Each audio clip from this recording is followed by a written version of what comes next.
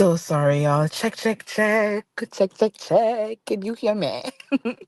Well, go on, everybody. I am your Jamaican Queen, Miss Y. You're tuned into How I See It TV, and this is just a quick How I See It live.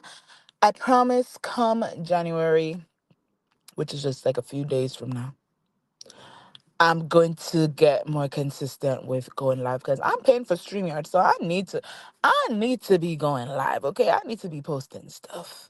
But I don't know. I just haven't been motivated enough. But going into January, I said I have to get better with my content. I have to. But anyways, thank you all for tuning in. Please remember to like this video. Share the link to my channel if you feel like the content needs some more crowd. Subscribe if you have not done so as yet. Follow me on Instagram and Twitter, now called X, at How I See It, and on TikTok at How I See It TV. So I want to first talk about Ashley Darby from Real Housewives of Potomac because I have been consistent in not liking Ashley, the character that she presents herself to be on Real Housewives of Potomac. That is who I don't like because I don't know this woman in person. Never been around her. Don't know anything about her life outside of what she shows on TV. So when I say I don't like somebody, please always have this in the back of your head that she means the character that this person plays on reality TV. Because I'm of the opinion that some of these people are probably very nice human beings in their regular everyday life, you know? But people like Giselle and Ashley, Heavenly, Dr. Jackie, and I could name a couple more on TV, they come across as just horrible people. I mean, well, Heavenly on TV and on social media, she comes off as a horrible person. Ashley on TV comes across as a horrible person. Giselle comes across as a horrible person. But let's get back to Ashley. I haven't liked Ashley since she came on, since season one of Real Housewives of Potomac. That's how long I've been watching her. A lot of people feel like some of us who are not fans of Ashley are not fans because of Candace, but I think they forget that Ashley has been on the show since season one, episode I don't know how much, but she been on the show since season one, and I just felt like Ashley was ditzy. I felt like she was ditzy. I felt like she thought having, you know, this white man, Michael Darby, supposedly wealthy, on her arms was a prize. And from the second she walked on the show, everything was about sex. She was humping on Robin. Michael was literally taking off his clothes, stripping down to his drawers, in front of people.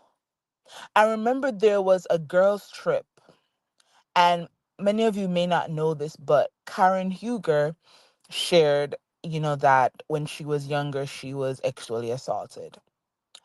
And so they went on this girls' trip to one of Ashley's homes, and there was supposed to be no men in the house. Next thing we know, Michael is pulling up. And Karen had a big issue with that because, girl, don't have this man just popping up on us like this and then acting like we should have no issues with this. We are all here. We're women. We don't know Michael like that. And he's not trying to leave. Like, why does he want to be in the house with all these women? And I get it, it's your house, but he knew that they were filming. He knew it was a girls' trip. And he knew that no men were supposed to be in the house. So they've been on some weirdo stuff from jump. Michael walking around squeezing all these men's behinds to the point where somebody eventually press charges against him for sexual battery.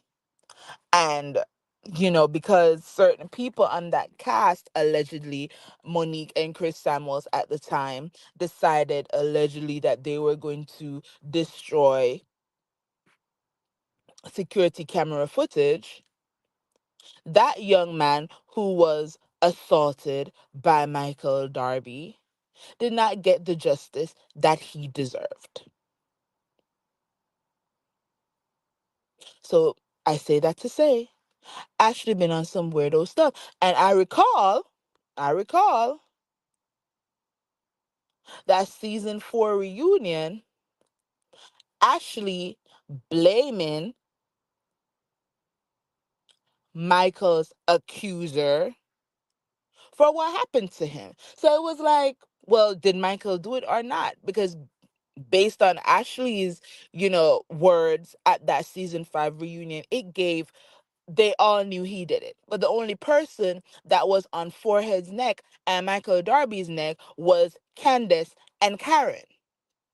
They weren't playing no games with Michael Darby. Everybody else wanted to skirt around it,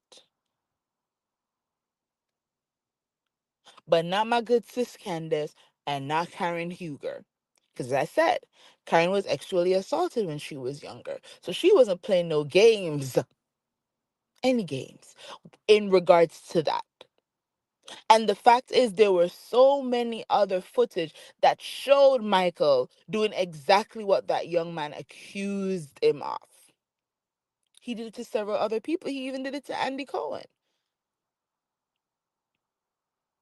So I say that to say, Ashley has been on some weirdo type energy from the start. Her and Pervert Michael have been on some BS since season 1 of the show.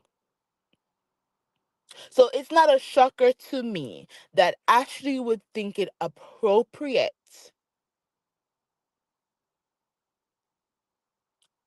to kiss Sharice's son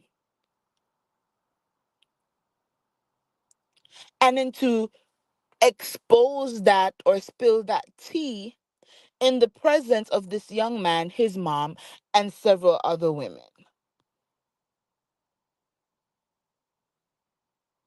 And this is the person that so many people who watch Potomac say is more mature than Candace.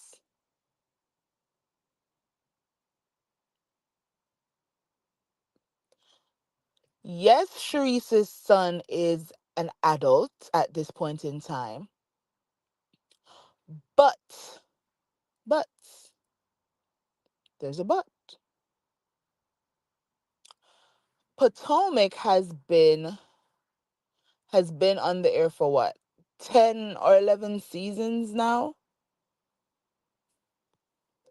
which means that when Ashley first met this young man, he was underage.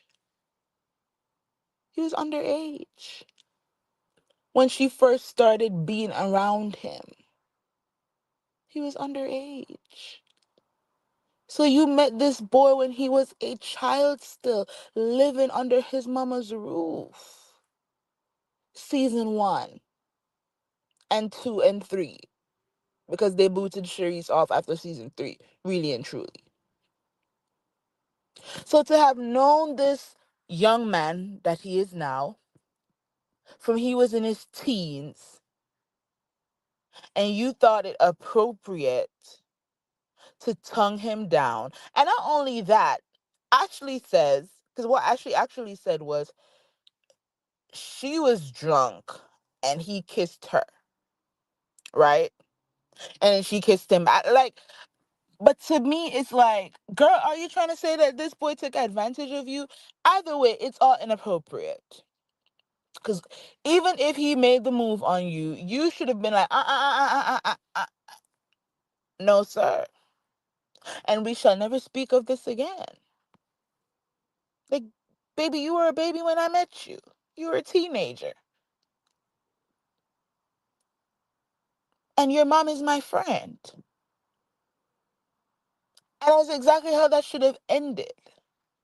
So I'm with Sharice in saying that she can't believe that Ashley would use her son as a storyline. Because what else does Ashley have going on? Everybody has made Stacy their storyline. What else does Ashley have going on? She was dumb enough to break up with that young man on camera. So now she can't use him for a storyline because that relationship ended. Ashley is not very smart. Because ever since Gulam left her or they divorced and Michael has wants no parts of being on the show, Ashley's storyline has always been meddling in other people's business and other people's relationships. But she's pulling the same thing that Giselle has been pulling for years now, which is I'm not going to talk about myself. I'm going to be invested in what everybody else has going on. I'm going to stir the pot. I'm going to lie. And that's going to be my purpose on the show. Ashley, I've always said is is who people think Candace is. People believe that Candace is immature. Candace is vile. She says horrible things to people. No. Who y'all are describing when you say that is actually Ashley Darby. Very immature.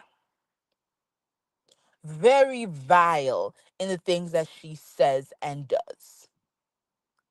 It takes a level of immaturity to think that it's okay to have your friend come around on a TV show to tell a lie on somebody's husband. That's immaturity. That's high school behavior.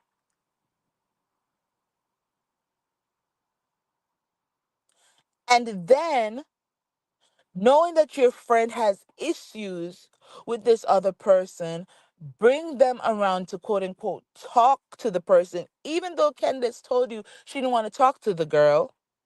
She want to talk to Sesame Street. No, thank you. You still brought her around because you knew that that girl had planned to get physically violent. And what did Ashley do? Blamed Candace's mouth for why Deborah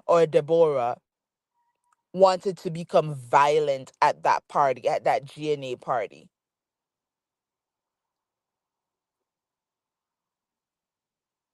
What business as Ashley started, the amount of years she's been on the show, what has she done? What has she done? She's out here saying she can't even sing. But what else has she done with the time that she has been on the show? And she just decided on a whim. Oh, I remember that I kissed Sharice's son, so I'm going to just out of nowhere, she just said it. I thought it was gross. I think it's disgusting, and I hope it's addressed at the reunion because for Giselle and Ashley to both say that that Stacy can't be trusted around people's husbands and children. No, it's given neither Giselle or Ashley should be trusted around people's husbands or children. Giselle for sure because the last time she was alone around somebody's husband, she came back wanting to put it out there in the atmosphere that this man wanted to get with her and that he was trying to be inappropriate. And for sure, we can't leave Ashley around anybody's children because we see what happens between her and Sharice's son. Now, let me get into Clarissa Shields. I wish that Remy never went public to talk about this woman. Because let me tell you something about the social media algorithms, okay? Once you clock into something one time, just just one time, you don't even have to keep looking for it. Once you tune into something one time, the algorithm just starts sending things down your timeline.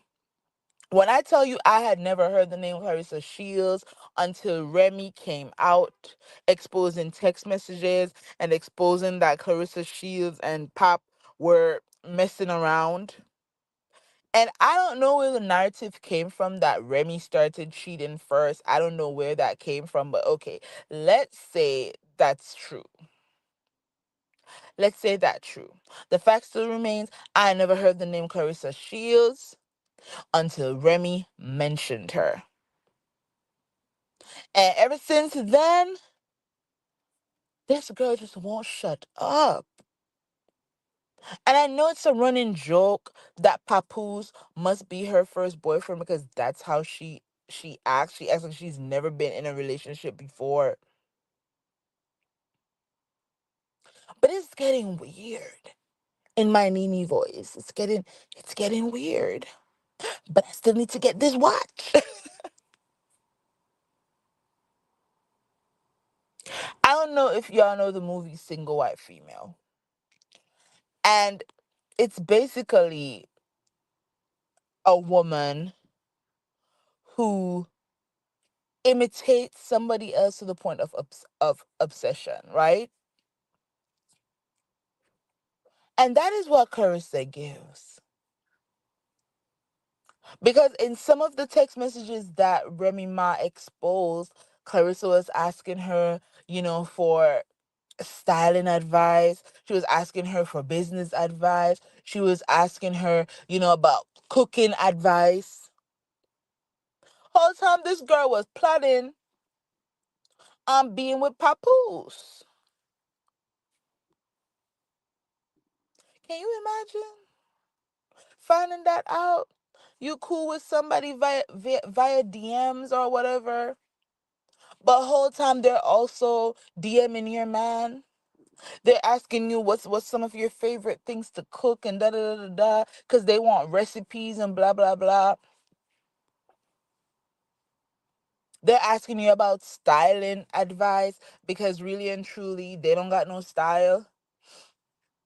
But it's given they're asking you for styling tips because they want to figure out how they can look like you. Like that's what it's given. Now, like when you look, they say hindsight and all of that. When you really look at what Remy exposed, I think it was last year, when you really look back on some of the things that Remy exposed last year and you see some of the things that are happening this year, you just have to say to yourself, now wait a minute. This girl seems like she wants to live in Remy's skin. She wants to live in Remy's skin. On December 8th, Remy, she posted her Louis Vuitton luggage, her LV luggage. And she said, catching flights, not feelings, right? That was her caption. December 8th. Gorgeous luggage. And what does Clarissa Shields do this week or last week? She goes to LV to the Louis store and she's counting out all this cash because she's buying Louis. Remy, she goes live and during the live she's buying a fur coat and she looked bad. Like she looks amazing. Hair, face, body looked amazing. And in her comments, people were like, oh my God, body T, face T. Like people would just say, she's T.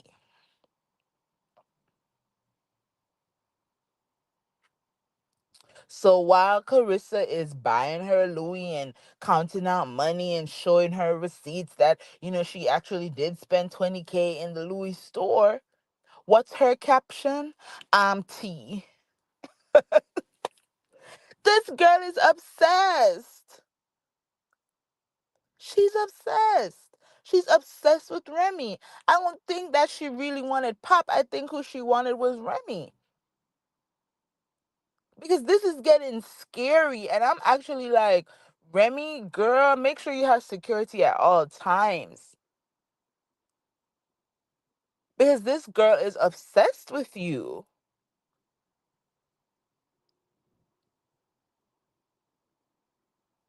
And then a couple of days after Christmas, Clarissa is posting Louis luggage.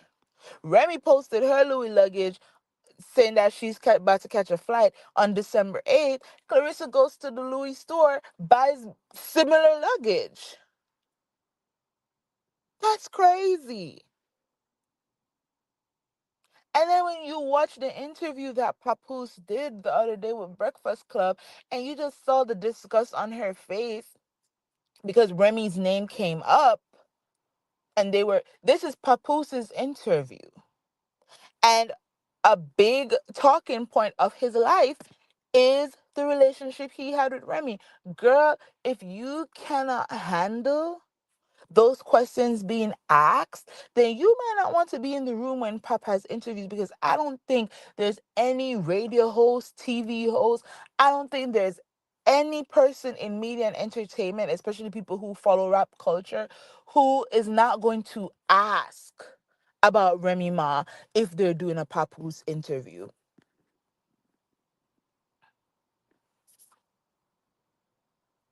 Yes, that's exactly what it's given. It's insanity.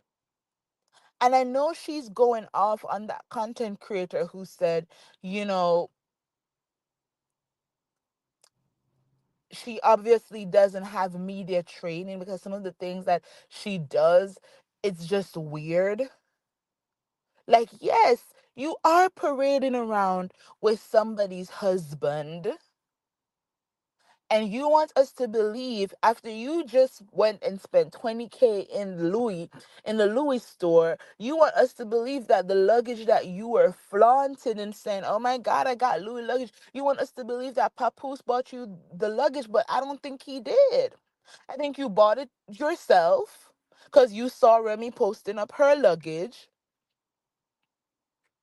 and because Papoose didn't spend Christmas with you, you felt like, okay, I gotta do something to make myself feel better and to make the public know that, okay, my man, who is somebody else's husband, loves me. So I'm gonna tell the world that he bought me the Louis luggage. She's just, I don't know what it is. I get her accomplishments, I get her accolades, I get all of that. But I think she's one of those people who don't understand that you can have all of that.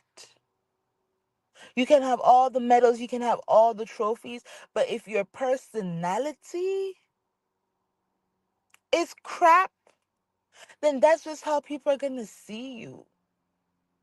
And when people say, "Oh, I don't understand why y'all don't like her," it's just the energy that she gives off.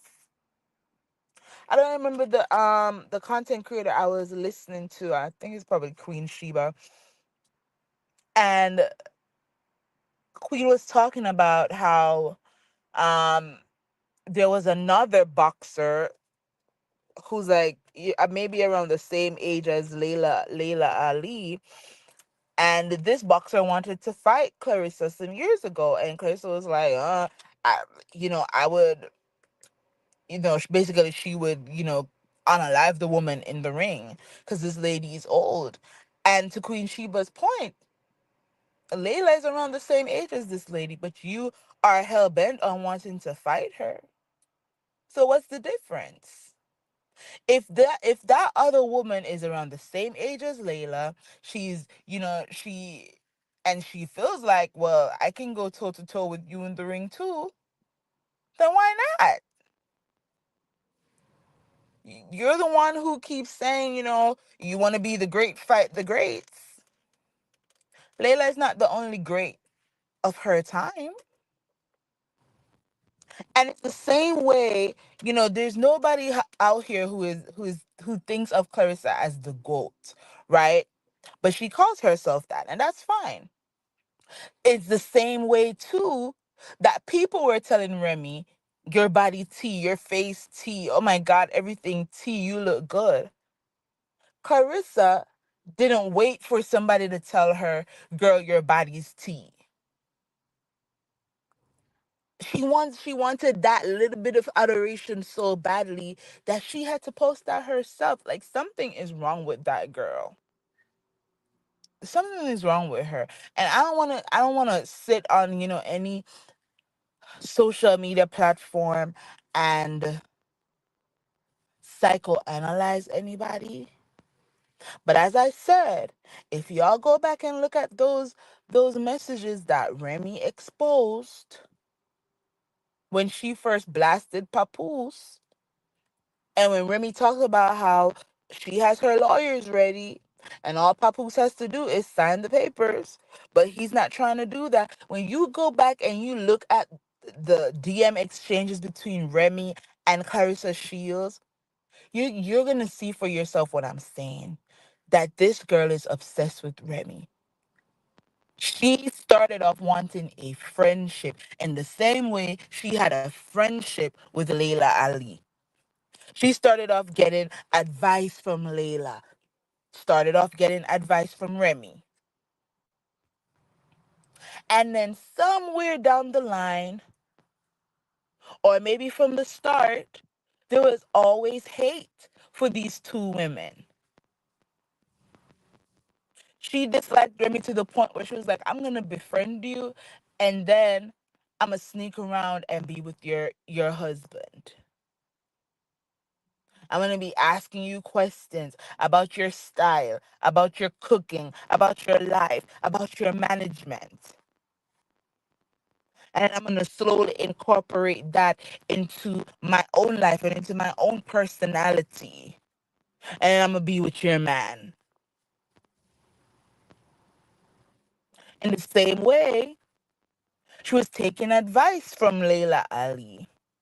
And when she did interviews, she was using some of the same phrasing that Layla Ali has been using, and maybe some of the same advice that Layla gave her. And she's trying to make that her personality when it wasn't. She needs a team. She needs somebody to tell her, girl, you probably need to shut up a little bit on social media. Because it's really no longer about her boxing. And for those of us who didn't know, I don't know her for boxing. I've never seen a fight. All I know her for is running her mouth on Instagram, being all about Papoose, Papoose, my man, my man, my man, and trying to prove something to Layla and Remy. And it's weird. It's very, very weird.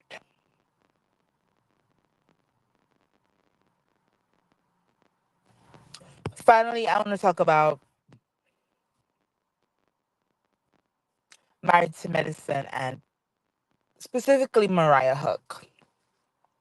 And Mariah, the other day, she posted to her social media, well, not to her social media, to her YouTube. She did an episode on her YouTube where she was just talking about how Married to Medicine started. And she was showing, like, the scissor, what they call it, the sizzle reel, and just how everything was put together behind the scenes. It took them 7 years actually before the show was actually picked up. And I said on Instagram, I think it was on, I don't know what blog posted the video, but I know that I responded in the comments and I said, this is actually a flex. It's a flex that she has proved, because a lot of the times in the entertainment industry, you don't have the proof that you were the one that built something from the ground up. For example, Tamar. Tamar created the real daytime talk show. She created it.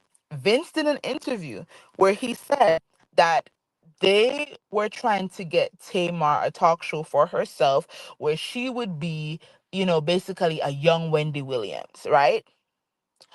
Um, but they felt like it would probably be picked up faster if it was an ensemble cast.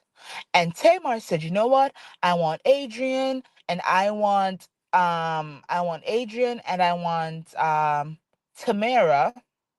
That's her name, right? Yeah, Tamara. And then Lonnie Love was also added to it. But the show was created out of because it was Tamar's and Vince's brainchild. And then when Tamar got kicked off the show, what did Lonnie Love, and some of her other former cast members do? They went on the Breakfast Club and said that Tamar didn't create the real daytime show. So I'm happy that Mariah will go down in history as being one of the only black woman executive producers on Bravo. She'll also go down in history as having the proof that she built this thing from the ground up. She casted a lot of the women. She casted Quad. She cast Toya. She casted Simone. She actually had Heavenly for season one, but when the show got picked, oh, and Simone brought Jackie. She had Heavenly for season one when they were doing like, the sizzle reels and stuff.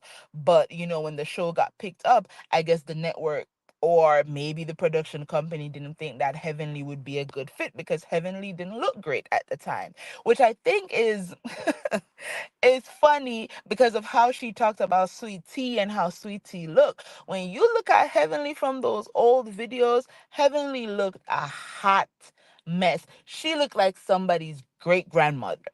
Okay? She had no neck, nothing. Here was a mess. Everybody else looked ready for TV, and she was sitting in these clips looking a whole mess, but then had the nerve to talk about how somebody else looked, and that person looked way, way, way, way better their first season than Heavenly did in her first two seasons of the show. But I always know that Heavenly was a big projector. She's going to project all her insecurities onto somebody else, and then that's exactly what she did to Sweetie. But I digress. And even though they didn't renew Mariah's contract as a cast member, what they couldn't take away from her, what they couldn't take away from her was her creator credit. So even though Mariah isn't getting paid as a cast member, she is still getting paid as the creator and executive producer of that show. So I'm sure all these ladies, they feel like, oh, we're better than her because we're still on the show. No, you're literally living in her house, paying rent. She gets money in her pocket every season, just sitting on her couch or working in her office because I know she has a studio, and she's still collecting. That's amazing to me.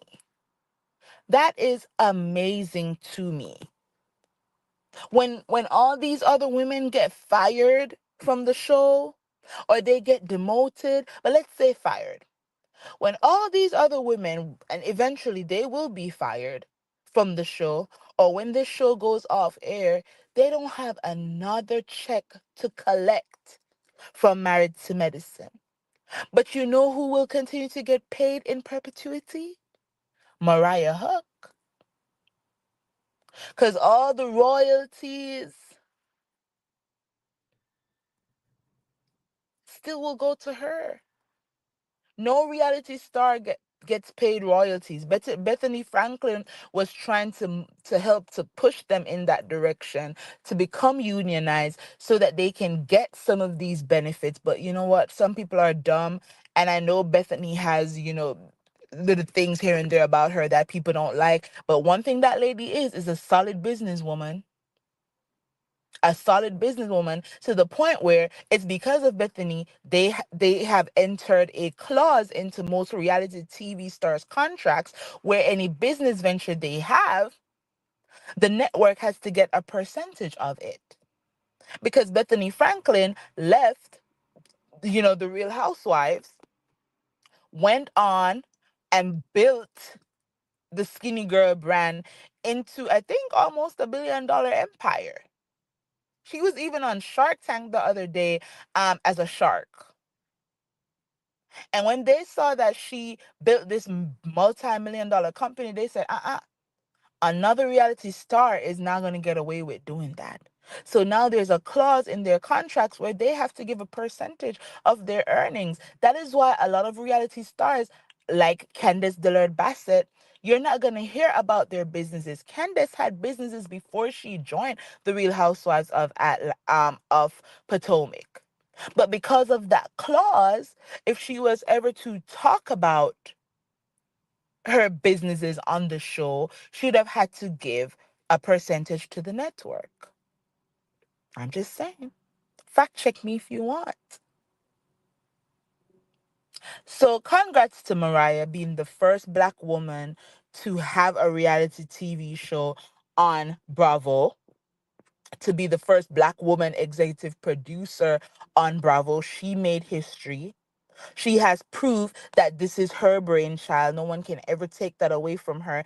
And even though they were petty in not giving her cast member contract back, what they couldn't take from her was her creator contract, and she will forever be paid. Even when this show is no longer on TV with new seasons, Mariah will still be getting a check from every episode of the old seasons once they're airing. So good for her.